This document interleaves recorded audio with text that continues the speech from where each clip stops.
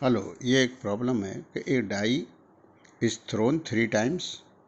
Events A and B are defined as follows. Events A क्या है, 4 on the third draw, और event B क्या है, 6 on the first and 5 on the second draw. अब इस बात की प्रोबेबिलिटी पूछी गई है कि event B has already occurred. मतलब बी इवेंट का क्या मतलब है कि फर्स्ट डाई पर 6 है एंड सेकंड पे 5। इस बात की क्या प्रोबेबिलिटी है कि थर्ड ड्रॉ मतलब इवेंट ए अकर हो। इवेंट ए क्या है, 4 ऑन द थर्ड ड्रॉ। तो ये बहुत ही सिंपल क्वेश्चन है कि जब ये तो अकर हो ही गई, फर्स्ट डाई सेकंड, इन पे तो 6 एंड 5 ऑलरेडी है, तो इस बात की क्या प्रोबेबिलिटी है कि थर्ड पे 4 होगा।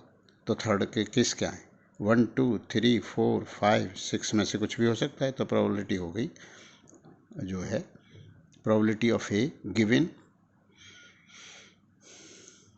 बी, मतलब बी जो हैज़ ऑलरेडी बीन अकर्ड। तो इस बात की प्रोबेबिलिटी हो गई थर्ड पर क्या आने की, 4 आने की। मतलब 1 2 3 4 5 6 में से कोई एक आएगा तो 1/6 है, क्योंकि 2 तो निश्चित हो चुके हैं ना, 6 और 5। तो ये काफ़ी इजी सवाल था।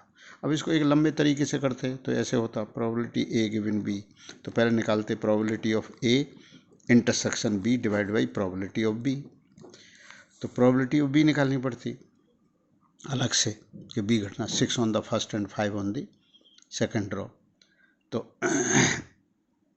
अब इसमें अलग इसके केस बनाने पड़ते कि जो है, और फिर ए इंटरसेक्शन बी, तब जाके ये कैलकुलेट होता। तो ये बेस थ्योरम का सवाल था वैसे। अब नेक्स्ट देखो आप, अब इसमें a die is thrown twice and the sum of the numbers appearing is observe to be 6.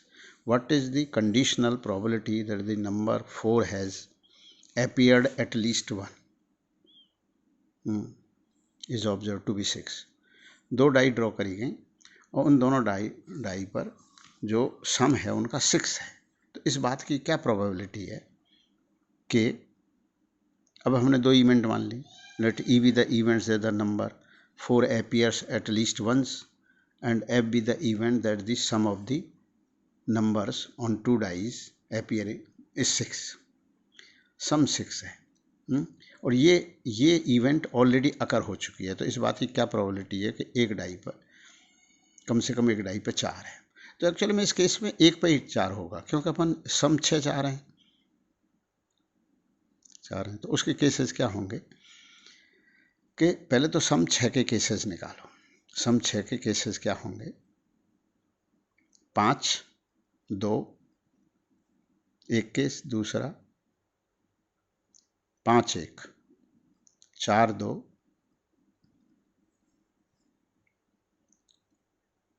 4 2 6 सम, और 3 3 और 5 4 3 2 5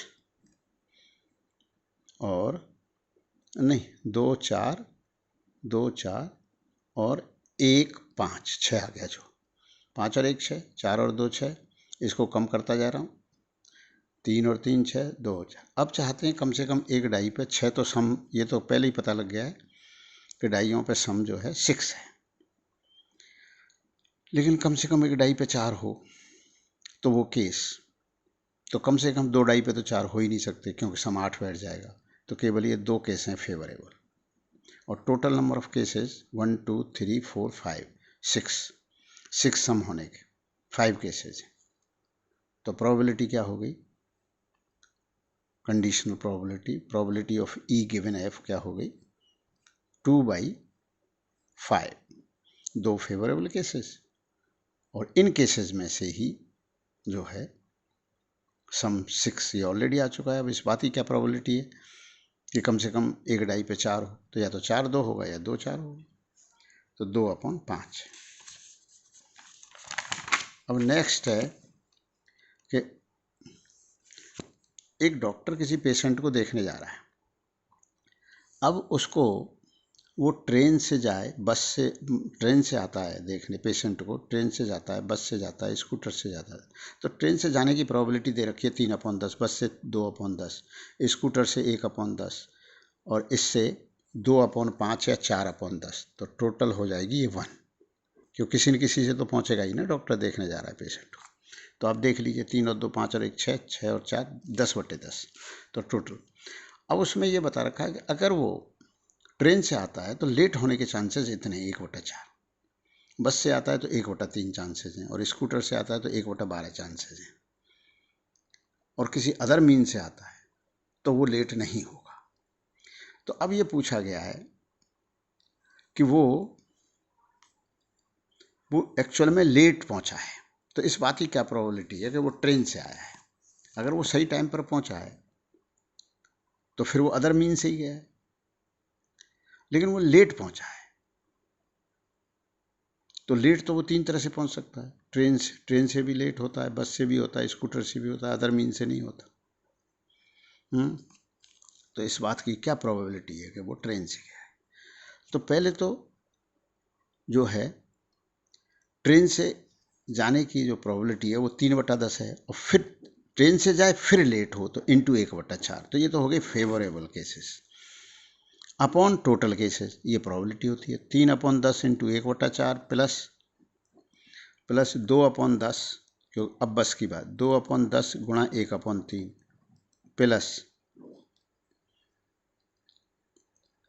1/10 इंटू 1/12 प्लस 4/10 इंटू 0, क्योंकि इससे तो लेट ही नहीं होता अदर मीन से। तो ये आंसर हो गया। अब इसको सिंप्लीफाई कर लो, ये कि वो लेट हुआ है, लेकिन इस बात की क्या प्रोबेबिलिटी है कि वो ट्रेन से आया है। और पूछा जाता बस से तो टोटल तो यही होता टोटल, और ऊपर होता 2/10 इंटू 1/3, क्योंकि वो बस से चलने की प्रोबेबिलिटी उसकी 2/10 है, और बस से चले और लेट होने की प्रोबेबिलिटी, बस से चलने पर लेट होने की प्रोबेबिलिटी 1/3 तो फिर ये आ जाता। ठीक है ना। तो इस तरह की बात है। तो ये सब बेस थ्योरम की प्रॉब्लम है, conditional. A man is thrown to speak truth. एक मैन जो है कि स्पीक मतलब सच बोलने की प्रोबेबिलिटी 3/4 है, 4 टाइम में से 3 बार, मतलब सच बोलने की प्रोबेबिलिटी 3/4 है। ही थ्रोज ए डाई, वो डाई थ्रो करता है और रिपोर्ट्स करता है कि it is 6। Find the probability that it is actually 6। Actually 6 है, इस बात की क्या प्रोबेबिलिटी। अब अगर वो 100% ट्रू बोलता तो इस बात की प्रोबेबिलिटी 100% थी, 1 थी, कि वो तो हमेशा सच ही बोलता है, अगर 6 आया होगा तभी बोला होगा। अब अपन इसमें देखते हैं कि वो कि इट इज एक्चुअली 6। तो पहले तो वो 6 आया है और उसने सच बोला है, तो 6 आने की प्रोबेबिलिटी है 1/6, और सच बोला है उसने 3/4। फिर क्या कहेंगे अपन टोटल केसेस के 1/6 इंटू 3/4, और कोई अन्य आया है, मतलब उसने 6 नहीं आया, 6 नहीं आया, 1 2 3 4 5 में से आया, तो 1 2 3 4 5 आने की प्रोबेबिलिटी क्या है 5/6, तो 1 2 3 4 5 आउट ऑफ 6 इन 5/6, 5/6 आया और फिर उसने झूठ बोला है। तो 5/6 इंटू 1/4, ये तो टोटल केसेस हो गए। और उसने 6 आया था और सच बोला था, ये 6 आया, सच बोला, अन्य आया और उसने झूठ बोला, ये टोटल केसेस हो गए। क्योंकि उसने बोला ये है कि 6 आया है, तो 6 आया ये 2 तरह से हो सकता है, या तो 6 आया हो और सच बोला हो, या अन्य आया हो और झूठ बोला हो। और ऊपर जो है एक्चुअली 6 आया है, इस बात की प्रोबेबिलिटी चाहिए हमें, तो 6 आया है और सच बोला है, तो ये हो गई इस तरह से। 6 आया, सच बोला, 6 आया, 6 आने की प्रोबेबिलिटी 1/6, और सच बोला, अन्य आया और झूठ बोला, ये टोटल केसेज हो गए। तो ये हो गई प्रोबेबिलिटी कि एक्चुअली 6 आने की प्रोबेबिलिटी, कि एक्चुअली में ही 6 आया होगा, इस बात के ये चांसेस हैं।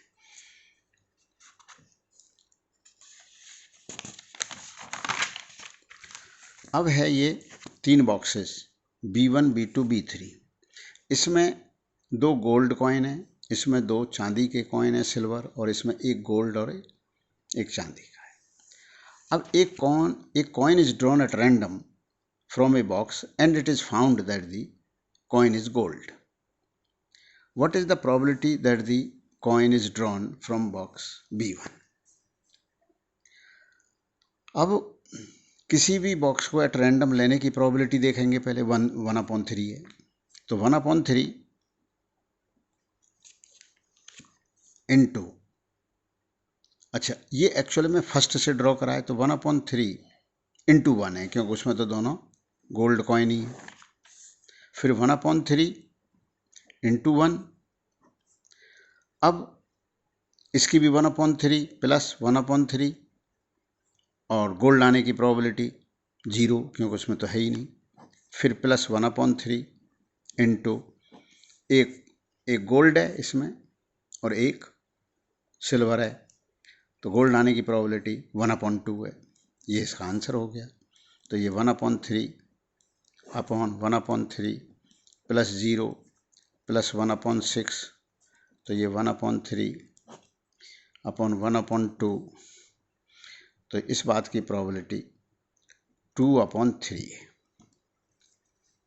अब इसमें ये पूछा जाता कि कॉइन तो गोल्ड आया, इस बात की क्या प्रोबेबिलिटी है कि वो बॉक्स सेकंड से लिया गया है। तो सेकंड में तो है ही नहीं गोल्ड कॉइन, तो इस बात की प्रोबेबिलिटी 0 है। और ये प्रोबेबिलिटी के कंसेप्ट से भी आ जाएगा, क्योंकि 1/3 गुणा 0 करेंगे हैं, तो अपने आप ही 0 आ जाएगा। अच्छा, अगर ये पूछा जाता कि इस बात की क्या प्रोबेबिलिटी है कि वो गोल्ड कॉइन थर्ड से आया है, तो यहाँ पर क्या करते, टोटल केसेस तो बार बार यही रहते, तो ऊपर क्या करते 1/3 इंटू हाफ। तो 1/3 इंटू हाफ, जब इन दोनों को जोड़ते तो वो प्रोबेबिलिटी आ जाती वो 1/3, क्योंकि 1/3 इंटू हाफ होता, और एक बार 1/3 इंटू 1 है, और नीचे भी यही जोड़ है, तो जब उनका सम करते तो वो 1 आ जाता। तो ये इस तरह की प्रॉब्लम है।